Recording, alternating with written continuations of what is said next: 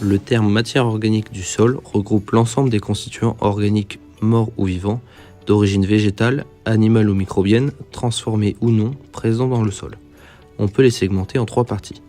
Les matières organiques vivantes, qui englobent la totalité de la biomasse en activité, comme les vers de terre, la vie microbienne, mais aussi les racines. Les matières organiques fraîches, issues principalement de débris d'origine végétale, comme les résidus de culture, mais aussi animales comme les fumiers. La matière organique stable ou humus provenant de l'évolution des matières précédentes.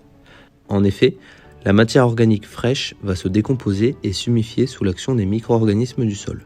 Il est couramment admis que plus le rapport C/N de la matière apportée est important et plus le coefficient d'humification, aussi appelé K1, le sera également. En parallèle de l'humification va avoir lieu la minéralisation, transformation de la matière organique en minéraux absorbables par les plantes. 2 types de minéralisation existent. La minéralisation primaire va être celle réalisée directement à partir de la matière organique fraîche et la minéralisation secondaire réalisée à partir de l'humus.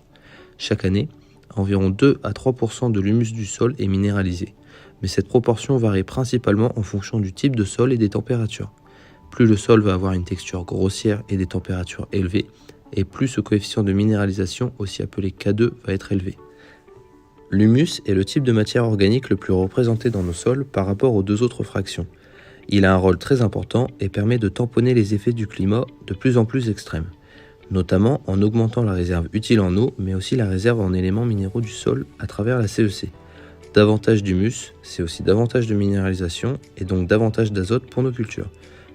L'humus permet également de structurer et stabiliser le sol, et donc de limiter les impacts des tassements, mais aussi de l'érosion, surtout hydrique dans nos régions. C'est aussi un levier pour limiter le réchauffement climatique en stockant du carbone dans le sol au lieu d'être présent dans l'atmosphère sous forme de CO2.